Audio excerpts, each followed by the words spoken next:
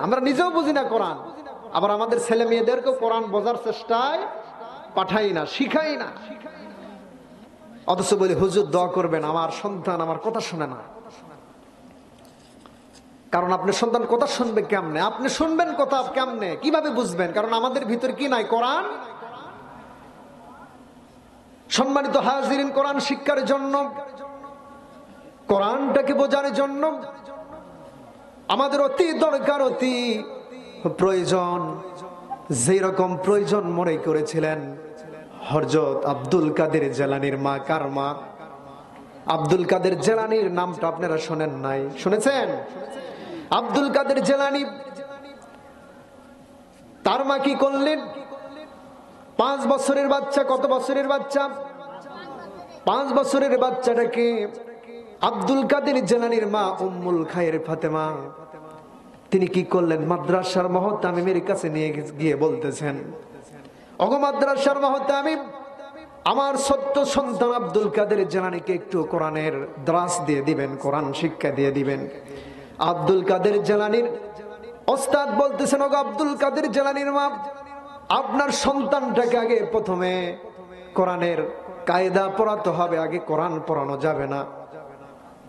এইরকম পরিবেশের কথা যখন বলে দিলেন, আব্দুল কাদের জিলানীর মা তিনি কি করলেন? তার সন্তানটাকে আব্দুল কাদের জিলানীকে মাদ্রাসার মুহতামিমের কাছে রেখে গেলেন এবং বললেন একটু ভালোভাবে কোরআন শিক্ষা দিয়ে দিবেন। যখন মাদ্রাসার মুহতামিম সন্তানটাকে সামনে এনে বলতেছেন, বলো সন্তান আলিফ। কারণ কায়দা পড়াতে হলে সর্বপ্রথম আরবি হরফ 29টার ভিতরে সর্বপ্রথম হরফের নামটা হলো আলিফ। কথাগণ ঠিক না ব্যাঠি? এই আলিফ যখনই আব্দুল কাদের জিলানীর মা সন্তানকে শিক্ষা দেওয়ার জন্য মাদ্রাসার মুহতামিমের কাছে নিয়ে গেলেন, যখনই সন্তানকে বলা হলো বলো সন্তান আলিফ, সন্তানকে আলিফ বলার সঙ্গে সঙ্গে সন্তান বললেন আলিফ লাম মিম যালিকাল কিতাবু লা রাইবা ফীহি হুদাল লিল মুত্তাকিন। জোরে বলুন আল্লাহু আকবার। এইরকম পড়তে পড়তে গোটা 18 পারা কোরআন সে মুখস্থ শোনায় দিল। জোরে কোন আল্লাহু আকবার। আব্দুল কাদের জিলানীর হুজুর কি করলেন? মাদ্রাসার মুহতামিম কি করলেন? মারছে দৌড়। কি করছে? দৌড় মারছে। চতুর্পাশে ছাত্র বিন্দুরা আরো অন্যান্য ওস্তাদজিরা তারা দাঁড়িয়ে অবাক হয়ে গিয়েছেন যে সন্তানের মা বলে গেল আমার সন্তানকে কোরআন শিক্ষা দেন, আর সেই সন্তান 18 পারা কোরআন কিভাবে মুখস্থ করে শোনালো। জোরে কোন আল্লাহু আকবার। তাহলে দেখেন, তারাও ছিলেন বাবা। আর আমরা কি করি? আমার সন্তানকে কোরআন শিক্ষার জন্য মাদ্রাসায় পাঠাই না, আমরা বিভিন্ন ইন্টার গার্ডেন, বিভিন্ন কেদি স্কুল, বিভিন্ন রকমের স্কুল কলেজ আমরা পাঠিয়ে দিই, কিন্তু কোরআন প্রথমে শিক্ষা করার জন্য পাঠিয়ে দিই ওই সমস্ত ছেলেমেয়েরাই যখন বড় হয়ে যায়, আমি আপনি বাবা মার কথা শুনতে চাই, তখন আমরা হুজুরের কাছে 500 টাকা 100 টাকা দিয়ে বলি, হুজুর আমার ছেলের জন্য একটু দোয়া করেন। আছে না নাই? আলোচনার মূল পয়েন্টে চলে যাই। আব্দুল কাদের জিলানীর মার কাছে মাদ্রাসার মুহতামিম আব্দুল কাদের জিলানীকে নিয়ে গিয়ে বলতেছেন, ওগো আব্দুল কাদের জিলানীর মা, আপনি তো আপনার সন্তানটাকে কোরআনের তালিম দেওয়ার জন্য, শেখার জন্য আমাদের কাছে পাঠিয়ে দিয়েছিলেন। আপনি তো বলেছিলেন শিখান, কিন্তু আপনার সন্তানকে আমরা যখনই বলেছি আলিফ বলো, সে পুরাটুক 18 পারা কোরআন শুনে দিয়েছে। জোরে কোন সুবহানাল্লাহ। এই জজবা, এই জ্ঞান কিভাবে অর্জন করলো একটু বলো না মা? আব্দুল কাদের জিলানীর মা উম্মুল খায়ের ফাতেমা পদ্মার আড়াল থেকে বলতেছেন, ওগো মাদ্রাসার মুহতামিম শুনে নাও, কারণ আমার সন্তান 18 পারা মুখস্থ করেছে, এই জন্য আমি মা 18 পারা কোরআনের হাফেজা ছিলাম। জোরে কোন সুবহানাল্লাহ। মা কি ছিলেন? 18 পারা 18 পারা কোরআনের হাফেজা মা। সে কি ভালো না খারাপ? তাহলে সর্বপ্রথম কি দরকার? একটা ভালো সন্তান জন্ম দিতে হলে একটা ভালো মা দরকার। ডাইনি মার্কা মা আছে না নাই? আব্দুল কাদের জিলানীর মা কিন্তু আব্দুল কাদের জিলানীকে পেটে ধরে উদুরে রেখে কিন্তু তিনি যাত্রা মঞ্চে ঘরের ভিতরে টিভি সিরিয়াল দেখতেন না, সে কোরআন পড়তেন। আছে না নাই? এইরকম অনেক মা আছে গর্ভে সন্তান নিয়ে, আমার সেই সমস্ত মা বোনেরা কি করে, টিভি সিরিয়াল গুলো দেখে, স্টার জলসা, জি বাংলা দেখে, বিভিন্ন রকমের অশ্লীল নৃত্যগুলো দেখে, আর হুজুরদের কাছে দোয়া চাই, দোয়া করবেন আমার সন্তান যেন ভালো মানুষ হয়, আলেম হয়। এটা কখনো সম্ভব করা যায় না, কথা কোন ঠিক না বেঠি? এই জন্য ভালো মা দরকার। আব্দুল কাদের জিলানীর মা বলতেছেন, আমি যখন আমার সন্তানকে উদরে ধরেছিলাম, আমি প্রত্যেক দিন ফজর নামাজ পড়ে পড়ে 18 পারা কোরআন তেলাওয়াত আমি করতাম।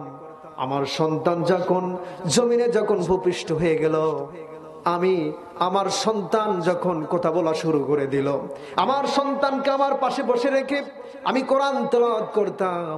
আমার মনে হয় আমার সন্তান আমার কোরআন পড়া শুনে শুনে সে মুখস্থ করে ফেলে দিয়েছে। জোরে কোন সুবহানাল্লাহ।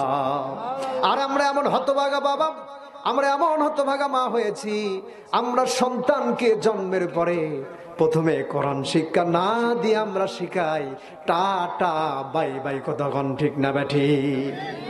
আমরা আমার সন্তানকে কালেমা শিক্ষা দিই না, কোরআন শিক্ষা দিই না, বিভিন্ন রকমের কৌতূহল আমরা ছোট থেকে শিক্ষা দিই, টাটা বাই বাই শিখাই। দেখবেন যারা সন্তানকে প্রথমে কালেমা শিক্ষা না দিয়ে শিক্ষা দিবে টাটা, ওই সন্তানই বড় হয়ে বাবা মার কপালে মারবে ঝাঁটা। আছে না নাই? অসংখ্য আছে। বাপ মায়ের কথা শুনবে না, কারণ আপনার সন্তানের এই মস্তিষ্কের ভিতরে কি নাই? কোরআনের জ্ঞান নাই, কোরআনের আলো নাই, কোরআনের নূর নাই।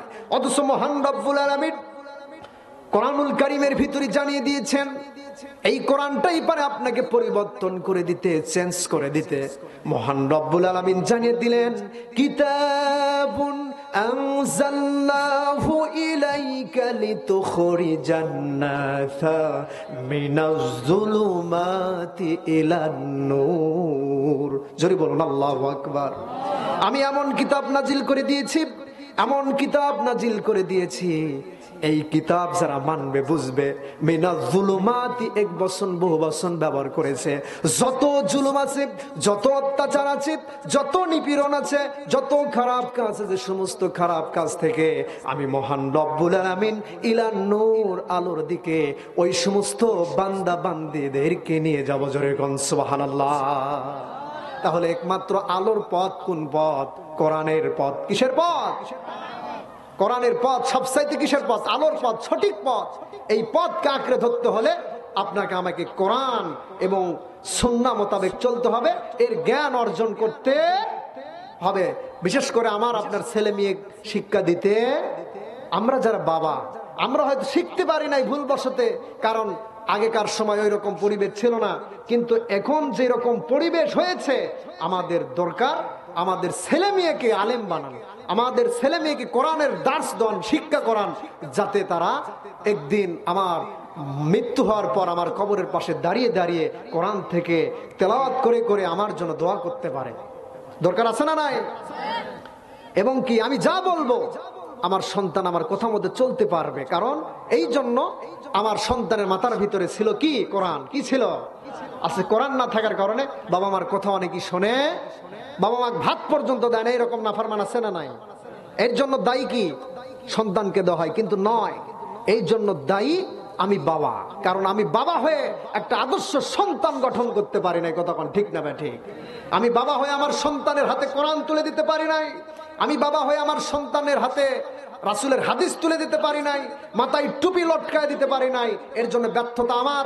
আর যখনই ওই সন্তান আমার কথা শোনে না, আমি হুজুরদের কাছে বিচার দিই, এলাকার মোড়লের কাছে বিচার দিই, দরবার দিই, আমার সন্তান আমাকে ভাত দেয় না। কিন্তু ভাত দেয় না কেন? কি কারণে দেয় না? এর প্রথম নাম্বার দায়িত্ব এবং প্রথম নাম্বার দোষ হলো আপনি বাবার। কারণ আপনি বাবা, আপনার সন্তানকে ভালো শিক্ষা দিতে পারেন